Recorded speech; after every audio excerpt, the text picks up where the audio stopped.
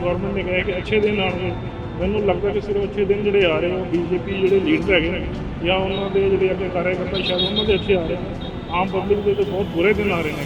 ਕਾਂਗਰਸ ਦੇ ਟਾਈਮ ਦੀ ਗੱਲ ਕਰਦਾ, ਜਿੱਦਾਂ ਇਸ ਤੋਂ ਪਹਿਲਾਂ ਗਵਰਨਮੈਂਟ ਹੈਗੀ ਸੀ ਕਾਂਗਰਸ ਦੀ, ਠੀਕ ਹੈ ਜੀ, ਸੈਂਟਰ 'ਚ ਉਹਨਾਂ ਦੀ ਇਹ ਤਾਂ ਮੇਰੇ ਖਿਆਲ 'ਚ 60-70 ਰੁਪਏ ਦਾ ਆਰਾਮ ਨਾਲ ਇੱਕ ਲੀਟਰ ਤੇਲ ਆਉਂਦਾ ਸੀ। ਅੱਜ ਦੀ ਡੇਟ ਦੇ ਵਿੱਚ 100 ਰੁਪਏ ਪਵਾ ਕੇ ਵੀ ਲੀਟਰ ਤੇਲ ਦੀ ਉਮੀਦ ਨਹੀਂ ਹੈਗੀ ਕਿ ਲੀਟਰ ਤੇਲ ਵੀ ਪਏਗਾ।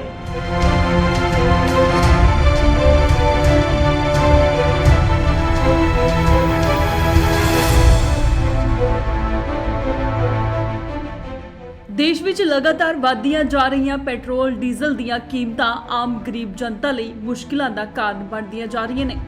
ਦੱਸਦੇ ਕਿ ਇੱਕ ਹਫ਼ਤੇ ਵਿੱਚ ਲਗਾਤਾਰ 7ਵੀਂ ਵਾਰ ਪੈਟਰੋਲ ਡੀਜ਼ਲ ਦੀਆਂ ਕੀਮਤਾਂ ਆਸਮਾਨ ਛੂ ਗਈਆਂ ਨੇ। ਇੱਕ ਤਾਂ ਕਰੋਨਾ ਕਰਕੇ ਗਰੀਬ ਜਨਤਾ ਪਹਿਲਾਂ ਤੋਂ ਹੀ ਮਹਿੰਗਾਈ ਦੀ ਮਾਰ ਚੱਲ ਰਹੀ ਹੈ। ਅਜਿਹੇ 'ਚ ਪੈਟਰੋਲ ਡੀਜ਼ਲ ਦੀਆਂ ਕੀਮਤਾਂ ਗਰੀਬ ਜਨਤਾ ਲਈ ਬੋਝ ਬਣਦੀਆਂ ਜਾ ਰਹੀਆਂ ਨੇ।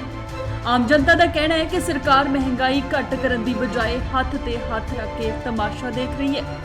ਅੰਮ੍ਰਿਤਸਰ ਦੇ ਕਚਹਿਰੀ ਚੌਕ ਵਿੱਚ ਰੋਸ ਕਰ ਰਹੇ ਲੋਕਾਂ ਦਾ ਕਹਿਣਾ ਸੀ ਕਿ ਸਰਕਾਰ ਚਾਹੇ ਤਾਂ ਇਸ ਤੇ ਟੈਕਸ ਘੱਟ ਕਰਕੇ ਪੈਟਰੋਲ ਡੀਜ਼ਲ ਦੀਆਂ ਵੱਧ ਰਹੀਆਂ ਕੀਮਤਾਂ ਤੇ ਰੋਕ ਲਗਾ ਸਕਦੀ ਹੈ, ਪਰ ਸਰਕਾਰ ਇਸ ਵੱਲ ਧਿਆਨ ਹੀ ਨਹੀਂ ਦੇ ਰਹੀ।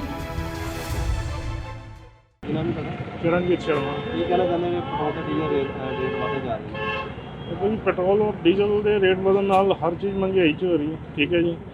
ਆਮ ਜਨਤਾ 'ਤੇ ਬਹੁਤ ਜ਼ਿਆਦਾ ਅਸਰ ਪੈ ਰਿਹਾ ਇਸ ਚੀਜ਼ ਦਾ। ਹਾਲਾਂਕਿ ਸਰਕਾਰ ਚਾਹੇ ਤਾਂ ਪੈਟਰੋਲ ਡੀਜ਼ਲ ਦੇ ਦਾਮ ਘੱਟ ਸਕਦੇ ਨੇ, ਲੇਕਿਨ ਘਟਾਉਣਾ ਨਹੀਂ ਚਾਹੁੰਦੇ ਕਿਉਂਕਿ ਉਹ ਆਪਣਾ ਰੈਵਨਿਊ ਨਹੀਂ ਘਟਾਉਣਾ ਚਾਹੁੰਦੇ। ਔਰ ਕੁਝ ਦਿਨ ਪਹਿਲਾਂ ਟੀਵੀ 'ਚ ਸੁਣਿਆ ਹੈ ਕਿ ਇਹਨੂੰ GST ਦੇ ਅੰਦਰ ਲੈ ਕੇ ਆ ਰਹੇ ਨੇ, ਬਟ ਉਹ ਮੈਨੂੰ ਲੱਗਦਾ ਕਿ ਹਜੇ ਖਿਆਲੀ ਪਲਾਓ ਹੀ ਹੈਗੇ ਨੇ। ਸ਼ਾਇਦ ਹੋ ਸਕਦਾ ਕਿ ਇਲੈਕਸ਼ਨ ਜਦੋਂ ਆਉਣ ਉਹਦੇ ਆਸ-ਪਾਸ ਦੇ ਕੋਲ ਇਹ GST ਦੇ ਅੰਦਰ ਲੈ ਕੇ ਆਉਣਗੇ ਤਾਂ ਕੁਝ ਫਰਕ ਪਏਗਾ। ਬਾਕੀ ਓਵਰਆਲ ਅਗਰ ਗੱਲ ਕਰੀਏ ਕਿ ਜਿਸ ਤਰ੍ਹਾਂ ਇੱਕ BJP ਗਵਰਨਮੈਂਟ ਨੇ ਕਿਹਾ ਕਿ ਅੱਛੇ ਦਿਨ ਆਉਣਗੇ, ਮੈਨੂੰ ਲੱਗਦਾ ਕਿ ਸਿਰਫ ਅੱਛੇ ਦਿਨ ਜਿਹੜੇ ਆ ਰਹੇ ਉਹ BJP ਜਿਹੜੇ ਲੀਡਰ ਹੈਗੇ ਨੇ ਜਾਂ ਉਹਨਾਂ ਦੇ ਜਿਹੜੇ ਅੱਗੇ ਕਾਰਜਕਰਤਾ ਸ਼ਾਇਦ ਉਹਨਾਂ ਦੇ ਅੱਛੇ ਆ ਰਹੇ ਨੇ। ਆਮ ਪਬਲਿਕ ਦੇ ਤਾਂ ਬਹੁਤ ਬੁਰੇ ਦਿਨ ਆ ਰਹੇ ਨੇ ਐਕਚੁਅਲੀ। ਪਹਿਲਾਂ ਕਿੰਨੇ ਦਾ ਤੇਲ ਪਾਉਂਦੇ ਹੋਏ ਤੇ ਹੁਣ ਕਿੰਨੇ ਦਾ ਪਾਉਣਾ ਪੈਂਦਾ? ਸਰ ਇਸ ਤਰ੍ਹਾਂ ਹੈਗਾ ਜੀ, ਦੇਖੋ ਮੇਰਾ ਐਕਚੁਅਲੀ ਜਿਹੜੀ ਜੋਬ ਹੈਗੀ ਉਹ ਫੀਲਡ ਜੋਬ ਹੈਗੀ ਹੈ, ਔਰ ਮੈਂ ਆਪਣੇ ਵਰਗੇ ਹੋਰਨਾਂ ਲੋਕਾਂ ਦੀ ਗੱਲ ਕਰਾਂ ਤਾਂ ਬਹੁਤ ਜ਼ਿਆਦਾ ਅਸਰ ਪਿਆ ਕਿਉਂਕਿ ਮੈਂ ਪਹਿਲਾਂ ਅਗਰ ਕਾਂਗਰਸ ਦੇ ਟਾਈਮ ਦੀ ਗੱਲ ਕਰਦਾ, ਜਿੱਦਾਂ ਇਸ ਤੋਂ ਪਹਿਲਾਂ ਗਵਰਨਮੈਂਟ ਹੈਗੀ ਸੀ ਕਾਂਗਰਸ ਦੀ, ਠੀਕ ਹੈ ਜੀ, ਸੈਂਟਰ 'ਚ ਉਹਨਾਂ ਦੀ ਇਹ ਤਾਂ ਮੇਰੇ ਖਿਆਲ 'ਚ 60-70 ਰੁਪਏ ਦਾ ਆਰਾਮ ਨਾਲ ਇੱਕ ਲੀਟਰ ਤੇਲ ਆਉਂਦਾ ਸੀ। ਅੱਜ ਦੀ ਡੇਟ ਦੇ ਵਿੱਚ 100 ਰੁਪਏ ਪਵਾ ਕੇ ਵੀ ਲੀਟਰ ਤੇਲ ਦੀ ਉਮੀਦ ਨਹੀਂ ਹੈਗੀ ਕਿ ਇੱਕ ਲੀਟਰ ਤੇਲ ਵੀ ਪਏਗਾ। ਅੱਜ ਕਿੰਨੇ ਲੀਟਰ ਹੋ ਗਏ? ਅੱਜ ਮੈਨੂੰ ਲੱਗਿਆ ਜੀ 105-6 ਰੁਪਏ ਦੇ ਆਸ-ਪਾਸ ਹੈ, ਔਰ ਡੇ ਬਾਈ ਡੇ ਵੱਧ ਰਿਹਾ। ਔਰ ਮੈਨੂੰ ਲੱਗਦਾ ਕਿ ਹੋਰ ਹਫ਼ਤਾ 10 ਦਿਨ ਬਾਅਦ ਤੁਸੀਂ ਦੇਖੋਗੇ ਸ਼ਾਇਦ 110 ਰੁਪਏ ਦੇ ਆਸ-ਪਾਸ ਹੀ ਪਹੁੰਚਣਗੇ। ਸਾਈਕਲਾਂ ਫਿਰ ਹੋਣਾ ਪਊਗਾ ਮੈਨੂੰ ਸਾਈਕਲਾਂ 'ਤੇ ਸਰ ਕਾਫੀ ਦੁਨੀਆ 'ਤੇ ਆ ਚੁੱਕੀ ਹੋਈ ਹੈ ਔਰ ਸ਼ਾਇਦ ਆਉਣਾ ਵੀ ਪਵੇ ਕਿਉਂਕਿ ਜੋ ਹਾਲਾਤ ਹੈਗੇ ਨੇ, ਅਗਰ 110 ਰੁਪਏ ਦੇ ਆਸ-ਪਾਸ ਪਹੁੰਚ ਰਿਹਾ ਤਾਂ ਮੈਨੂੰ ਲੱਗਦਾ ਕਿ ਅਗਰ ਹੋਰ 2022 ਦੀ ਗੱਲ ਕਰਾਂਗੇ ਤਾਂ ਸ਼ਾਇਦ 150 ਰੁਪਏ ਲੀਟਰ ਮਿਲਣਾ ਨੋਰਮਲ ਜਿਹੀ ਗੱਲ ਹੋ ਜਾਣੀ ਹੈ। ਲੱਗਦਾ ਤੁਹਾਨੂੰ ਲੋਕਾਂ ਨੂੰ ਮਜਬੂਰੀ ਤਾਂ ਪਾਉਣਾ ਪੈਂਦਾ?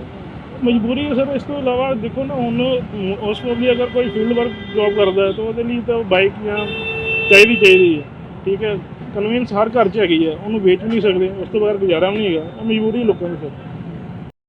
ਹਾਂਜੀ, ਕੀ ਨਾਮ ਜੀ ਤੁਹਾਡਾ?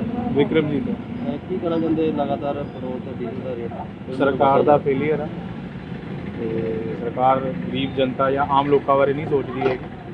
ਮਤਲਬ ਆਪਣੇ ਰੈਵਨਿਊ ਦੇ ਚੱਕਰ 'ਚ ਬਾਕੀਆਂ ਦੀ ਲੋਕਾਂ ਦੀ ਜੇਬਾਂ 'ਤੇ ਡਾਕਾ ਮਾਰ ਰਹੀ ਹੈ ਲਿਟਰਲੀ।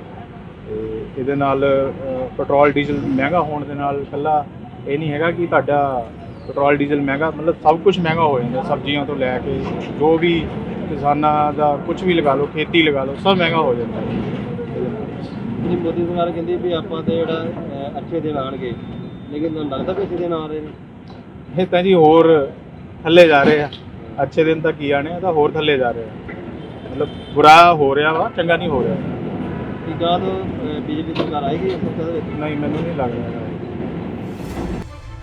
ਜੇਕਰ ਦੇਖਿਆ ਜਾਵੇ ਤਾਂ ਅਜਿਹਾ ਪਹਿਲਾਂ ਕਦੇ ਵੀ ਨਹੀਂ ਹੋਇਆ ਜਿੱਥੇ ਕਿ ਪੈਟਰੋਲ ਆਪਣਾ 100 ਦਾ ਅੰਕੜਾ ਪਾਰ ਕਰ ਗਿਆ ਅਤੇ ਡੀਜ਼ਲ 90 ਦਾ ਅੰਕੜਾ ਪਾਰ ਕੀਤਾ।